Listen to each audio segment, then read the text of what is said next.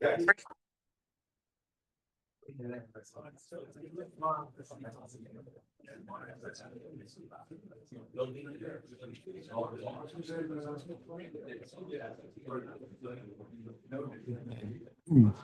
evening.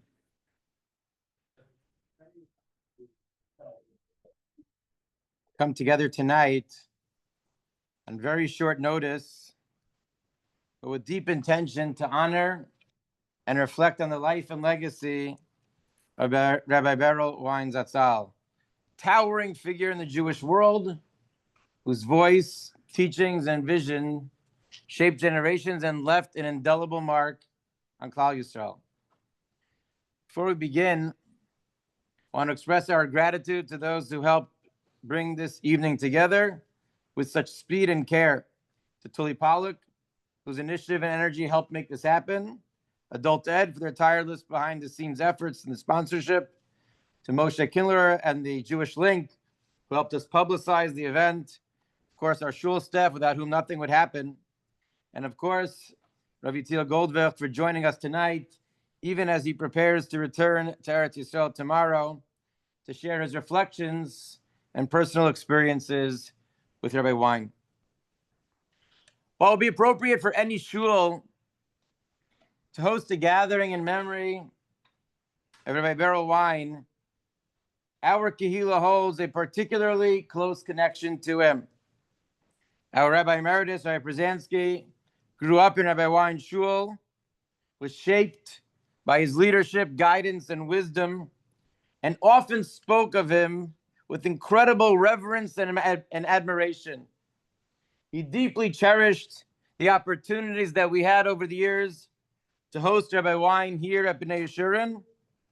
And many of us, I'm sure, still remember the power and warmth of those very special Shabbosos. Part of what made Rabbi Wein so remarkable, and frankly so rare, was his extraordinary range. A community Rav, a Rosh Yeshiva, pioneer in kashrus, a sought-after balitza, and gifted orator. But perhaps most significantly, and certainly in the broader Jewish world, is he became the most beloved and impactful Jewish historian of our time. He didn't present history as a dry timeline or academic exercise, but he taught it as a living, breathing story, filled with meaning, with struggle, with courage, with hashgacha pratis, with divine providence. He gave a voice to generations of past and helped us find ourselves within their story. His words built bridges between eras, between communities, between individuals and their heritage. On Motzei Shabbos, when I heard of Rabbi Wein's Petira, I find myself thinking about the parshios we are reading right now in Sefer Devarim. Moshe Rabbeinu stands before the second generation in the Midbar in the desert and recounts the story of the Jewish people, Jewish history. It's a story that they're already somewhat familiar with, and yet Moshe retells it because history isn't just about remembering. It's about understanding. It's about learning. It's about thinking and reflecting on both the highs and the lows.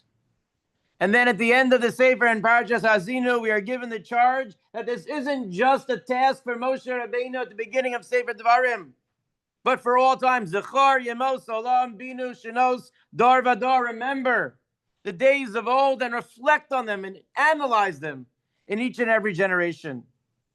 And Rabbi Wein embodied the mandate, reminded us that memory isn't passive.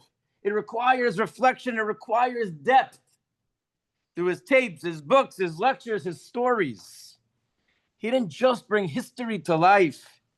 He made people fall in love with it. He transformed Jewish memory into a call to action. But here, I think, is a beautiful irony. See, Rabbi Wein did not set out to become a historical figure. He saw himself as a teacher of Jewish history, not a subject of it. But through his brilliance, his clarity, and the sheer force of his impact, he became a critical part of the very history that he spent his life teaching. And so just as he taught us to learn about those who came before us, to study their lives, their values, it now becomes our responsibility to study and reflect on his place in that chain, to ask ourselves about his contribution to the Jewish people. What are we meant to carry forward?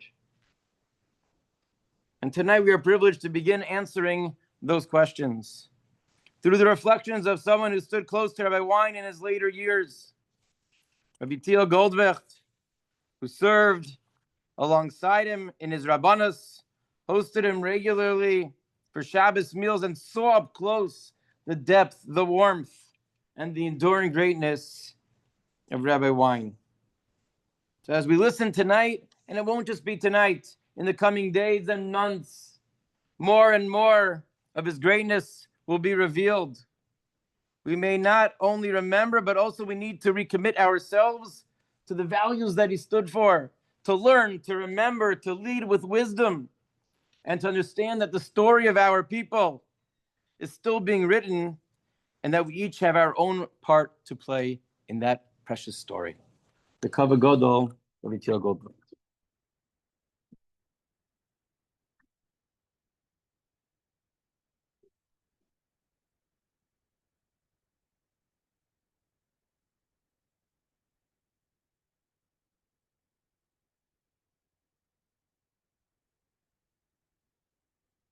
Difficult for me to be standing and to be maspid Moreinu veRabbeinu Rav Dov Berel Wein Zichrona Livracha.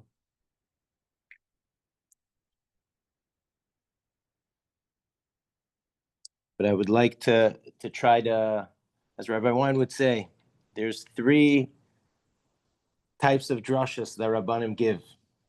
There's the drasha that you prepare. There's the drasha that you ended up giving. And there's the drasha that I should have given. All day I'm thinking, what should I be giving? What should I say? How could you encapsulate it in just, a few minutes, a half hour of a Hesped? Someone that I was privileged and zocha together with my amazing wife and children to host the Rav every single Shabbos.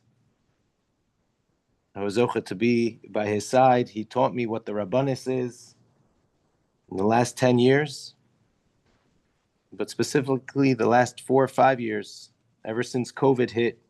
We had the privilege of having him by our Shabbos table for Shabbos lunch. And we got a chance to see Rabbi Wein, to learn from him, to hear his stories firsthand. So I had a paper that I had prepared, and then I threw it out. And I have a drasha that I wanted to say. But at the end of the day, when you get up here, it's the Dvarim Hayotzim Me'alev, as Rabbi Zat said, hopefully will give us the chizuk to learn from Rabbi Wein. It's also rare that we're giving a Hesped during the Yemei HaShiva. Normally, we wait till the Shiva is over. In the beginning, it's days of Bechi. It's days of crying, the first 3 days, and then we start to articulate it more into words. Usually we wait for the Shiva to be over, but just the circumstances and his Talmidim that are here, and maybe also my need to just try to articulate things, what brought this evening about during the Shiva. We lost a big man, a tremendous Talmid Chacham, a visionary, a Gadol Batorah, someone who knew Shas, who knew Shulchan Aruch, who knew Poskim, who knew Am Yisrael, who knew Tanakh. More importantly, someone who I would say was from the Nikiyei Adas of Yerushalayim. The Gemara in Sanhedrin describes that they were Nikiyei Adas in Yerushalayim, and what was unique about them was that they wouldn't sign a contract without knowing who else was signing the contract. They wouldn't come to a Suda without knowing who else was in that Suda.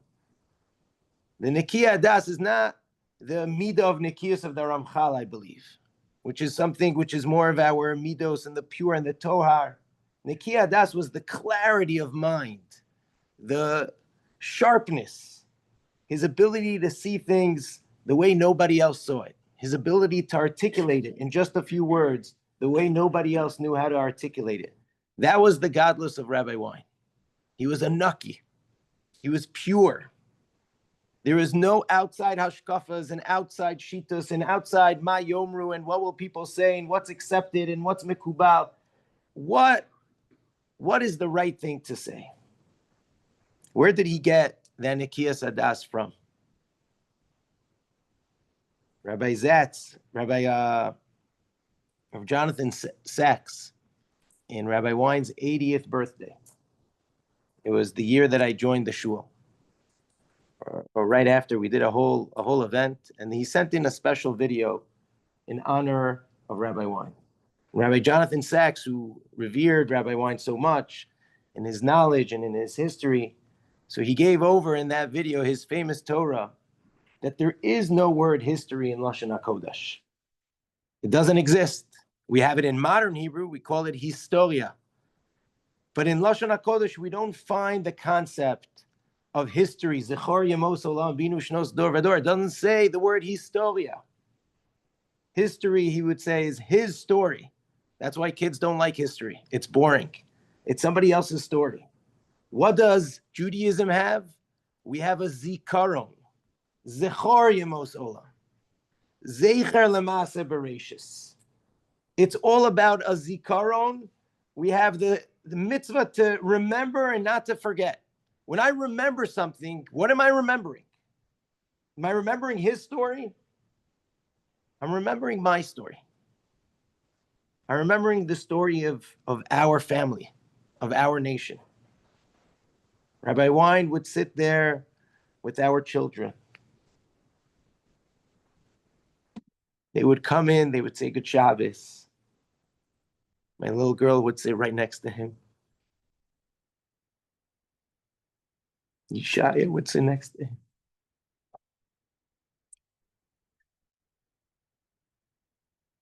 He was the sandik of my 7-year-old.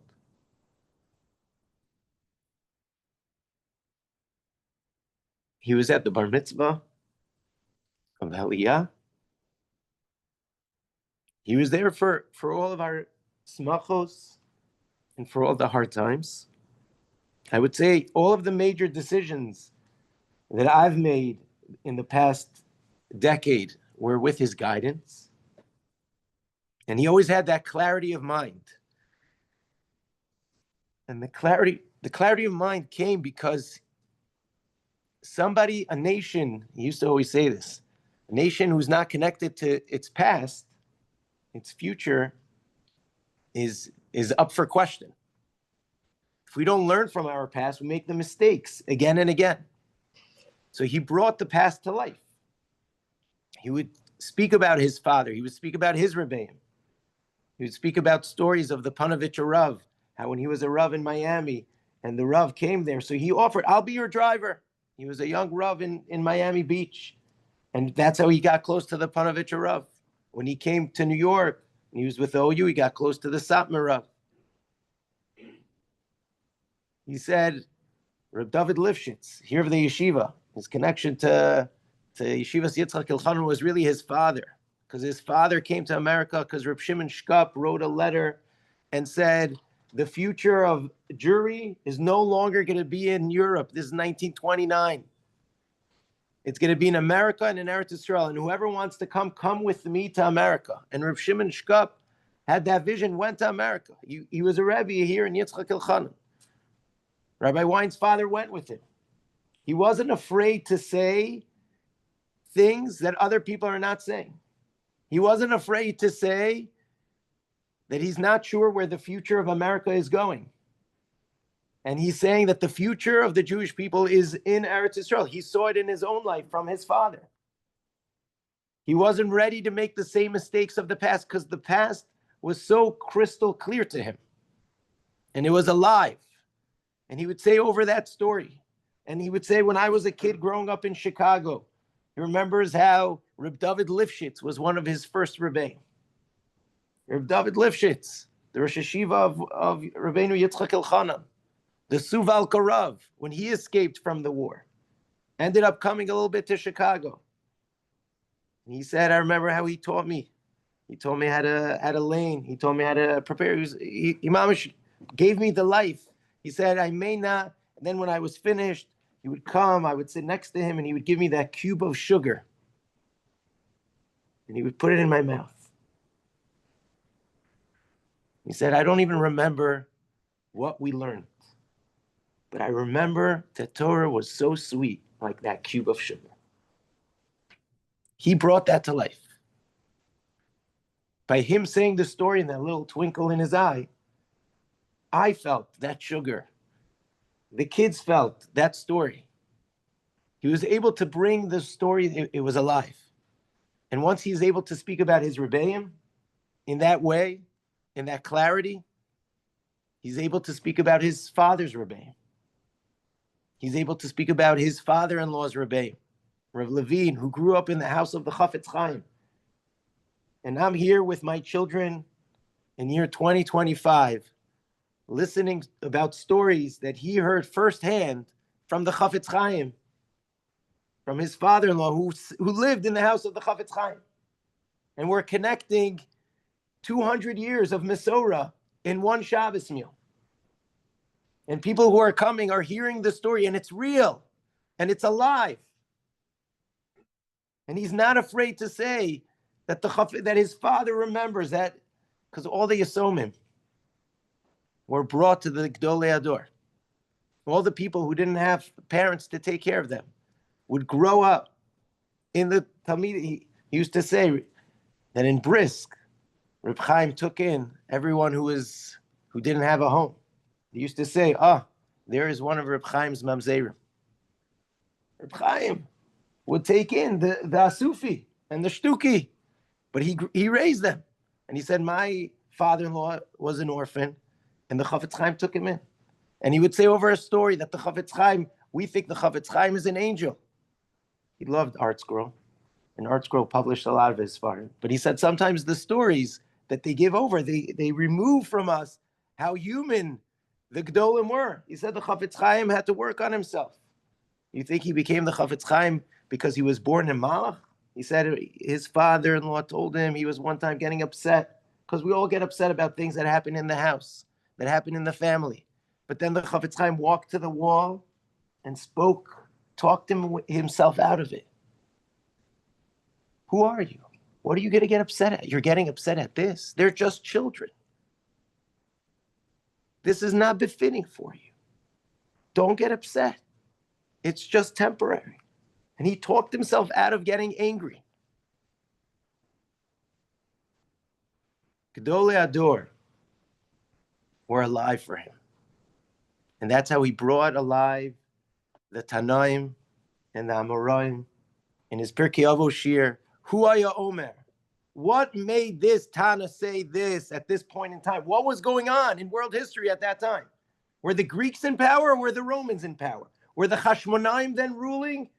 What was the Avira in Eretz Yisrael at the time? What made the Gedolei Ador say what they were saying? Look at it in a bigger picture. They were real people who gave over real messages that were relevant to those generations, but they're eternal. They're relevant to us today. That's how he saw the Tanaim. That was his Pirkei Avos Shir. That was Hu haya omer. Why did he say that? Why was that the Margala Bepumayu? That was his entire, read it, it's real. That was the Amoraim, that was the Rishonim. What happened with Rashi and Tosfos? What did they experience? What was going on with the Crusades at the time? It was real for him. He saw Rabbeinu Tam sitting on Rashi's lap. He saw Rabbeinu Tam talking with his grandfather in the base medrash right over here. And they were handling, what is it? How would you learn this Gemara? It was real. It wasn't just a text, a spiritual text that I engage with at my Daf Yomi, and then I come to my real life. That was real life. That came to life. That was Rabbi Berel. And he took it all the way back to Tanakh. He took it all the way back to the Nevi'im. The Nevi'im are speaking to us. It's not just history. It's not just their story. This is my memory. And if Yirmiyahu is saying something, he's talking to me. And if Yeshayahu is saying something, he's talking to me. And he would famously quote the Navi Yechazkel, the Haftorah that we read on Chol HaMoed Pesach. Many times Chol HaMoed Pesach, it was me and Rabbi Wein in the shul. A lot of people travel. But we would keep it, and he would say over the chazon of the Atzamos HaYaveshos, the dry bones. Hoy Hashem Elokim. Hashem tells the Navi, what is it that you see? And he says, whoa, Hashem, I see a valley filled with bones, dry bones.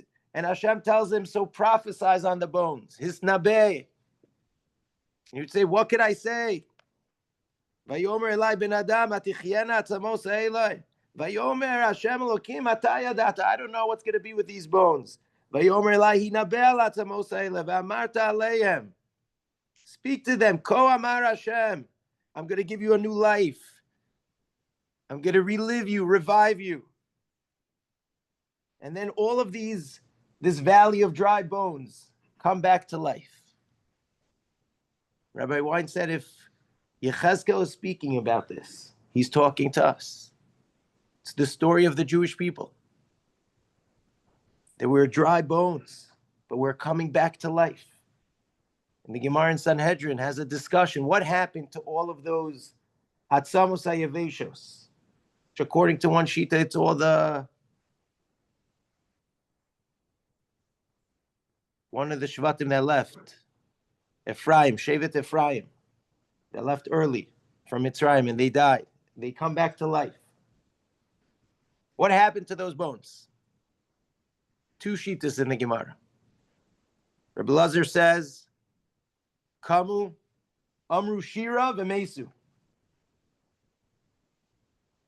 But Rabbi Lazar Benoshel Rabbi Yossi Aglili says that they got up, Alu L'Eretz Yisrael, they went, they made Aliyah, V'Nasu Nashim, and they got married, V'Holidu Yeladim, and they had children, Uvbanim Uvnei Uvanos. And then Rabbi Yehuda ben Beteira gets up and says, I'm one of the great-grandchildren of those Atzamos HaYaveshos, and I have the tefillin from Avi Abba that my grandfather gave me. And Rabbi Wein always said, this is our story. The story of Am Yisrael, which is dead, which is killed in Auschwitz, attacked by Hamas. We're dry bones. We can't get up. But the Navi is telling us, his nabe.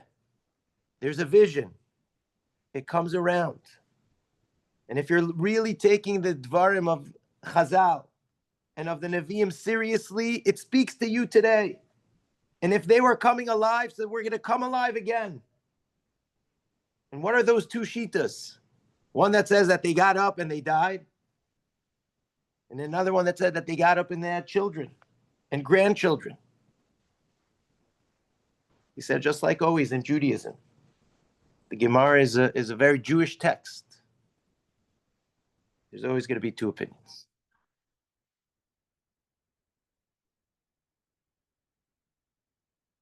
And those two opinions are not contradicting one another, but they're the reality of duality that Rabbi Wein was always able to hold together. There will be a revival of the Jewish people, but unfortunately, some who are revived will get up, they'll be alive, they'll say Shira, but then they'll die again. But there will be Jews in the Soviet Union. There will be Jews in Eretz Yisrael. There will be Jews in America who are going to get up. They're going to get married. They're going to have children. They're going to be Ola Eretz Yisrael. They're going to be connected back to the vision of Am Yisrael. And one of their great-grandchildren is going to hold on to the tefillin of their grandfather. And they're going to keep Am Yisrael going. And that was always his message. What are you doing to keep Am Yisrael going? What are we doing? Are we going to be from the Atzamos who get up, say Shira, and die, but are not part of the heritage of Am Yisrael? Or are we going to be part of the Atzamos that get up and get married, have children, be connected to Eretz Yisrael, be connected to the mitzvos, and do that for the next generation? His famous story of Rav Herzog, we brought over, literally, it was 3 years ago. We arranged a whole meeting for the president to come to his house to sit with him, because he wanted to hear firsthand the story of Rabbi Wein explaining to the president of Israel, Bougie Herzog, the story that affected his life when he was a young kid in Chicago, the first chief rabbi of Israel. How after the war, he would go around and he spoke with the Pope. He went to the different churches. And then he came to the yeshiva. Rabbi Wein always said it with such passion. I was a young bacher. And suddenly I see this old man with a long white beard. And he gives us a whole drasha. And at the end of it, he looks around and he says, "You are the future." And he breaks down and he weeps. And he cries. And he said, "I did everything that I could to try to save the children of Am Yisrael, but I want you to think about what you could do to save the children of Am Yisrael." He said, "I still remember that, embedded in my neshama. An old Rav who was weeping like a baby. I've never seen that before." And at the end of the drasha, when we all came around, he stopped me and he said, "Wein, did you hear what I said? What are you going to do for the children of HaKadosh Baruch Hu, for the future of Am Yisrael?" He said, that left a mark on me. And I always thought, what could I do? For Rabbi Wein, the past was as real as the future. When he was from the Nekiyei Adas, that clarity, why so many people would come over to get his Eitzah and to say, "Rebbe, what's going to be? Should I make Aliyah? Should I do this with my children? Should I take this job?" He was the Rav of Rabbanim. Rabbanim from all across America and Eretz Yisrael used to call him up for Eitzah, for advice. Where did he have that Nekiyah Sadas from? That clarity to understand. If you take the past of Am Yisrael seriously, you have a very clear vision of the future. That was Rabbi Wein. The past was real. The Nevi'im were real, the Tanaim were real, the Amoraim, the Rishonim, his Rebbeim. There's something else that was unique about Rabbi Wein that gives me and should give each and every one of us, whatever stage we are in life, some chizik to do that little extra more.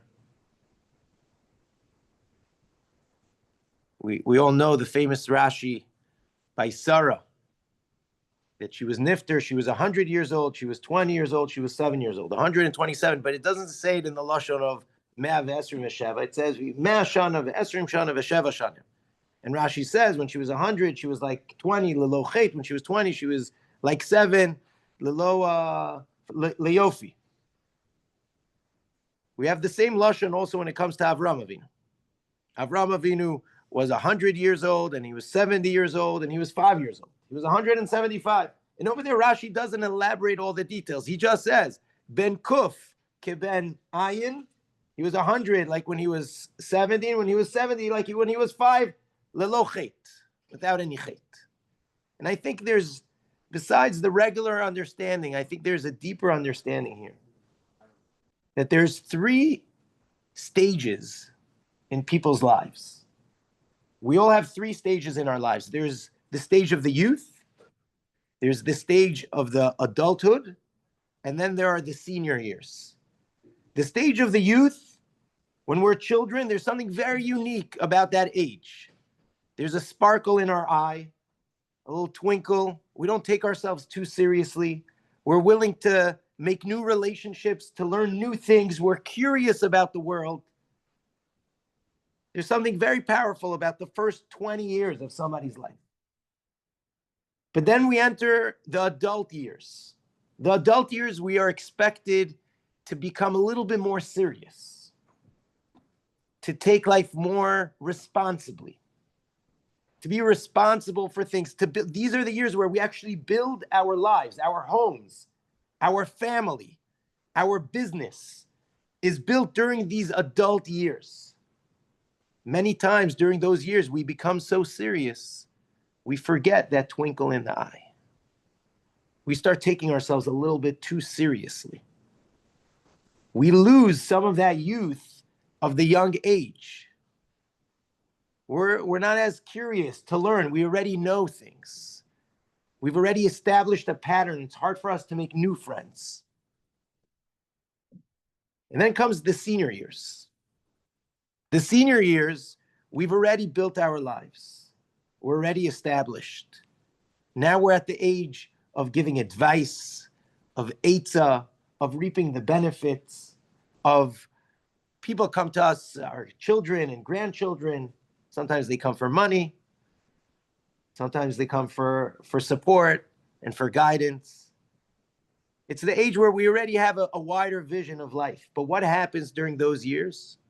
Many times we lose that twinkle and that curiosity. We've already lost it when we were taking ourselves so seriously because we were building our jobs and our families. And during the senior years, we're no longer building. We're no longer creating. We're more or less living off of what we've already created. I think the real chiddush of Avram and Sarah, why it says that they were 100 years and 20 years and 7 years. They were 100 years and 70 years and 5 years. And that's why Avram Zakein Ba Bayamim. He took his days with him. His days were serious. His days were full. Was that they Ba Bayamim, they brought the years of the youth, which is symbolized in the number 5 or in the number 7. And they brought it into the years of adulthood, which is symbolized in the number 20 to 70. Are the years of creativity, of productivity. And they even brought all of that into the years of 100, the senior years. Rabbi Wein, I only had the schus and the merit to meet him as he was turning 80 years old.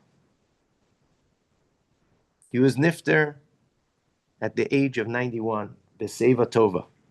Sharp, crystal clear, until his last day. My family and I had a schus.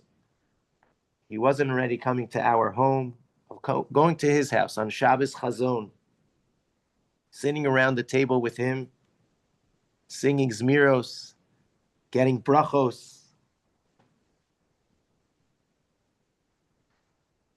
telling him that we're going to be finishing his last book soon, that we want to see it.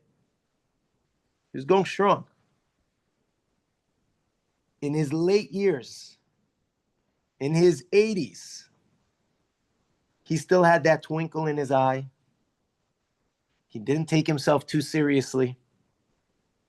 He knew how to make a good joke about himself as he got up here. He had that youthfulness of the years of childhood. He had the maturity and the responsibility of the adult years. He didn't stop creating. He didn't stop building. He didn't stop writing more Sfarim. He lost his vision. He couldn't see 100%. He had 20% eyesight, but he was still listening to Shir, talking to the computer to write the next book. He didn't stop for 1 second. He was taking his life seriously. He was still in the years of building. And he was in the senior years of Eitzah, of advice, of sage, where people used to come from across the world to hear a word of advice. And he didn't speak with a lot of words.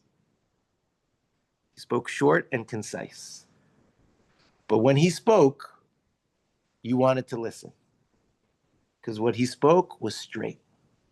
Was Nikiye Adas. It was a clarity of mind. He understood. He knew what he was saying because he was coming from that wealth of knowledge and he was still creating. What are we doing for the future of Am Yisrael? What are we creating right now to make Am Yisrael stronger? And Rabbi Wein is mechayev all of us to not stop. Rabbi Wein is mechayev us to stop and think, what could I do more so that I don't stop? What are we doing? Are we saying I already did my part? He still has another sefer that's out in print. It's about to go out in just whenever it will be published. We lost a great man. He was a grandfather to my children, which is an opportunity really to say Akar Satov to his family who let us come into Rabbi Wein and to be so close to him. He would give the girls a bracha, that they should be matzliach on their tests. He used to give us guidance. He told us once a story. He said every person has a man that comes into his life. He said that was the story of Yosef. Yosef was going to find his brothers. He was lost. His brothers were lost. Vayimtzeyu ish. And a man found him and said, oh, you should go this way. Some say it was the Malach Gabriel.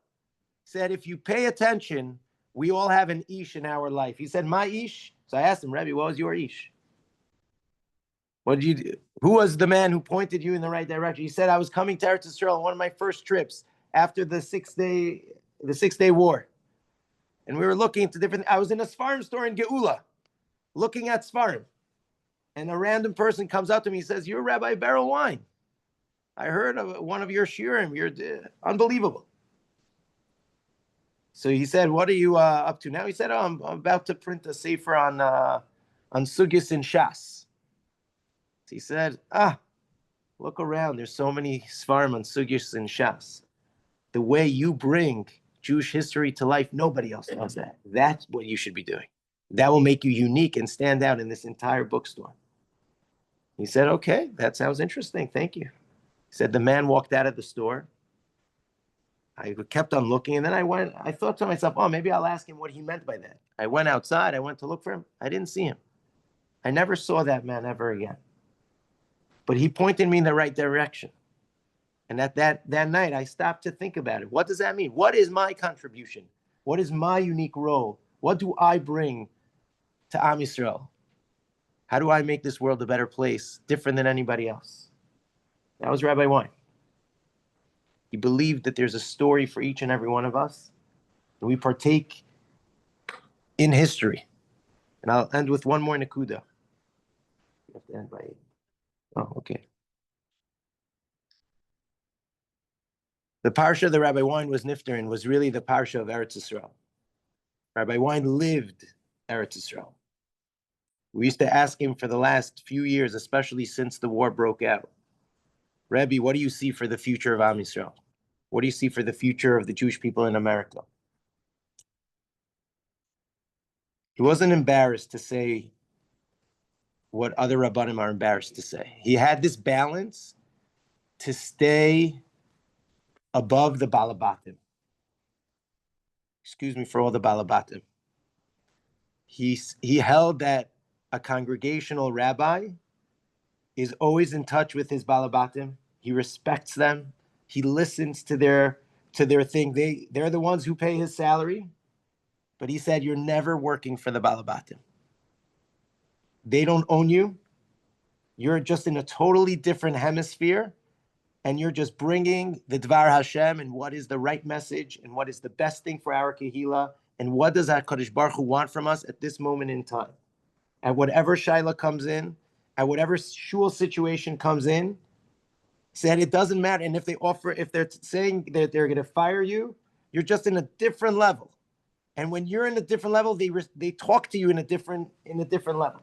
That is that clarity, that Nikiyus Adas, that he wasn't fazed by anything else. And his approach to Eretz Yisrael was seeing it, not being fazed by different movements and by what is socially accepted, and he was always able to tread that line and to talk to such a wide audience because of that clarity. He was coming from Torah. He was coming from Tanakh. He was coming from Rishonim. He was coming from the Gemara. But he saw the psukim in the parsha that he was nifter in. He saw the psukim that says, "V'shamarta es mitzvos Hashem Elokecha lalechet b'dracha v'leiro." So follow Hashem, follow His way. Ki Hashem Elokecha meviyecha el eretz toiva, eretz nachlei mayim, ayanos utahomos yotzim babiko v'har. He saw that. Anyone who would come and complain about situations in Eretz Yisrael, and he never dug his head in the sand. Chinuch is difficult. Parnasa is difficult. Challenges are difficult. And people who didn't see it and weren't able to recognize the miracles of HaKadosh Baruch Hu, his line was, they just don't get it. They don't get it. Sometimes he would even say they're out of their minds. They don't get it. Don't they see that it's Eretz Chito Seora Gefen Tena Verimo? Don't they see that it's Eretz Ashelo b'miskanu tochav alechem lo techzar b'kol lo techzar ba Eretz Asher avaneh barzel ma'areat tachtzov nechoshes? Don't they get it? Don't they see it? Don't they see that Yerushalayim is being rebuilt? That Am Yisrael is being rebuilt? His whole vision was very much the vision of the Rambam. He said for thousands of years, when we were in Galus, our vision and picture of Mashiach was a vision of it's going to happen to us. We just need to survive, and then it's going to happen to us. We need to do the right thing, and then Mashiach will come. He said what we've seen in the last 150 years is the kiyum of all of the nevuos, because he took the neviim seriously. The kiyum of all of the nevuos that are coming to life in our lifetime. He said, we thought it might be a big miracle thing. We thought when the Gemara says, Atidim Batei Medrash Shebevavel, Le'atek, and to come to Eretz Yisrael, that the Batei Medrash of Chutzarts are going to come to Eretz Yisrael. We thought, maybe we had a vision, that it was some magical carpet that's going to move all the Batei Medrash, to move it. Maybe that would have been, if Mashiach would have been come, if we were worthy enough 300 years ago. Maybe it would have been some more miraculous type of way. But he said it's happened. It's happening to us. What's Gur? What's Panovich? What's Belz? Where are they from? What are these names? What's Mir? Doesn't matter if it's Hasidish or Litvish. Where did these yeshivas come from? These are towns in Europe, in Bavel, in Chutz La'aretz, that are now in Eretz Yisrael. You have yeshivas that have the names of the yeshivas that used to be in Pumbedisa, in Naharda, in Nehora, in Ma'arava. These are names of yeshivas that are now in Eretz Yisrael. So it's the kiyum of the Nevuah. And he got that from his father, who learned by Rav Kook, which was a wider vision of what's happening in Eretz Yisrael. It's a rebuilding. We are part in rebuilding Eretz Yisrael. We are living the Nevuah. It's not happening to us. We are creating it. We have to follow the derech of HaKadosh Baruch Hu and live our lives in Eretz Yisrael in the appropriate way. And then the nevuah is happening to us through our businesses and through our actions and through the new schools that we're building and the school systems and the chadarim and the yeshivos and the seminaries, and bringing the world of Torah and the world of the reality that we're living in together.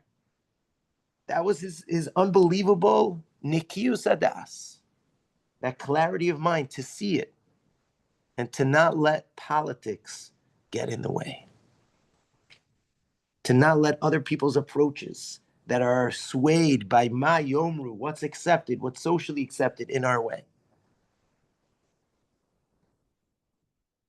And that was real. Eretz Yisrael was real. life was real. My kids asked him, Rabbi, how did you meet your wife? So he said, I was at a party or a get together. These are things that you don't get to hear from Rabbi Wein in his drushos. He said, and a girl comes up to me and says, what type of name is Berel? So I said back to her, what type of girl is named Jackie? He said, at that moment, I knew she was the right one. He said, we lived far away. I was 19 years old. I was still in the yeshiva. She went back, forgot where she was from, Detroit. He said, for 2 years, we wrote letters to one another. That's how we dated. We met maybe once in the middle, but we wrote letters. And he said, through letters, you really get to know someone. Different worlds. But that gave us such an insight into real life, into what real things are about. He said how his daughter was once in one of the doing shopping here in New York, and she goes into one of the rooms, and then security comes and clears her out. So she's waiting on the side. And then it was a princess from one of the countries that came into the UN, and her husband is the king of a certain nationality. So his wife came as well. She's the queen. It wasn't England. It was somewhere. It was an African queen, and she comes out, and then she sees his daughter's dress, and she says, "Oh, where did you get that? I'm looking for something like that." Because she was looking for tsanua garb. Because a queen wears tsanua. And through that story, which I'm not explaining it as beautiful as he brought it out, but through that story, he was just derech agav explaining to us that story. And he said, of course, royalty looks at Jewish women to know where to get their style from, because we're royalty and we know how to dress in the appropriate manner, which is also with style. The personal stories, everything was very, very real. It was a nikiyus adas of understanding where Am Yisrael came from, and a nikiyus adas of understanding where we're going, and therefore unbashful to say what needs to be heard, even if it made some people uncomfortable. And he wanted to get it and do it. One time a bacher was asking me, he needed some eitzah about shidduchim, about this. And I was walking with Rabbi Wein back to his house. So I said, come, join us with Rabbi Wein. Why don't you get an eitzah from one of the gedolim of Am Yisrael? So he starts asking him, Rabbi Wein asks maybe one question or two questions, like to understand where they're at. And then he's like, so what's your question? He said, Rabbi, I want to know what to do. He said, you should pull the trigger. What are you waiting for? The next week, the bacher comes back and he says, Rabbi, thank you so much. I got engaged. I get a mazel tov. Sometimes a bacher just needs to hear what he needs to hear. He needs to hear it clear. And it's for someone who cares. He never put his own deya, his own shita, his own opinion to try to influence you, to try to tell you to change your mind, to try to educate you. But where is this person holding? What do they need? What is the right approach for it? From all of that wealth of knowledge, and just to say it clearly. Just a few words. How's Rabbi Wein? It's hard for me to imagine how we're going to go back to Eretz Yisrael and have a Shabbos meal without the Rav. He was an anchor for our family. It was a quick meal. He would come, he wouldn't, Nikia Das, didn't sit. Stop. He didn't never waited for a kiddush and shul. But he would come, I don't know, at 11, by 12, 12:30, we were finished. But it was so rich. And it was with so much wealth of knowledge. And it was amazing to see other Rabbanim of Kehilos, of large congregations from across the United States and Israel. When they would come to Yerushalayim, I would many times tell them, you have to come to the Rav. Eventually they would come and say, can I come in? And they would come and get Eitzah and get advice, what to do. With his Nikiyus Adas, with the clarity of mind, he was able to rip through the question and to give his 1 or 2 word advice that they would walk away and say, this just totally clarified everything for me. He always put other people first and to try to understand what is the Ratzon Hashem. I think if we walk away from this evening inspired to understand that we also can make a difference in Am Yisrael. It's never too late to take action. It's never too late to take responsibility. We're never old enough to take ourselves not so seriously. And to not be, it's all about me. And to ask ourselves that question, now that Rabbi Wein is not with us, what am I doing for the future of Am Yisrael? What is my chelek in my community? Maybe in my job? Maybe there is somebody that I could pick up a phone call and do something. Just do it.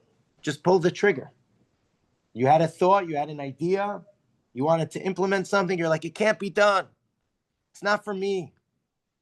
I'm too old, I'm too young. I can't do it. Just do it. Just keep on doing. Avram Zakein Baba Yomim. Rabbi Wein was a Zakein, Zeh Shekana Chachma, from the entire history of Am Yisrael, from the entire Zikaron. His memory of Am Yisrael was living within him.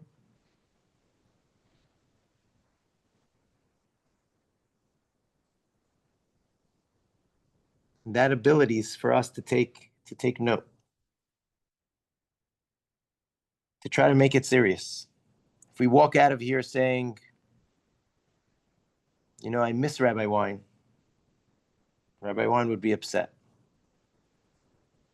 He would be like, you don't need to miss me. Get real. But if we walk out of here saying, Rabbi Wein was such a towering figure. He was a pioneer in podcasts. Before there were podcasts, he was sending out tapes across the Iron Curtain so that people could hear the story of Am Yisrael. He was a pioneer in Jewish videos and movies. He brought them to life. If they were brought to life for an adult, they could be brought to life for a kid, and he can make it into a cartoon. A pioneer in Jewish cartoon books. Now the bookstores are full of them. When I was growing up, there was none. He's a pioneer in so many different ways. He never stopped. How can we bring the story of the Jewish people to the people of the book? If the people of the book don't know what book we're talking about, we still have our work cut out for ourselves. And if we want to be Mekadesh and remember who Moreinu V'Rabbeinu, Avi, Mori, Rav Dov Berel Wein was, we don't just walk out of this evening saying he was a great man. We walk out of this evening saying he believed that I'm a great man, that I could be a great woman, that I can make a big change in myself and in Am Yisrael. So what am I doing? What's my next thing that I'm about to do?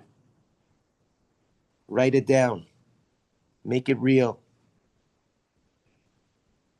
May the memory of Rabbi Wein live within each and every one of us, so that we could all have our role and impact on the future of Am Yisrael, connecting Am Yisrael to HaKadosh Baruch Hu, connecting Am Yisrael to Eretz Yisrael, connecting Am Yisrael to each other, and really connecting Am Yisrael to themselves and to the true power that each and every one of us possesses and holds within ourselves.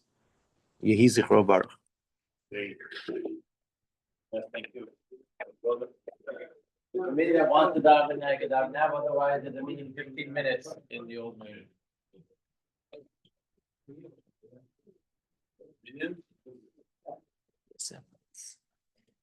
We know that.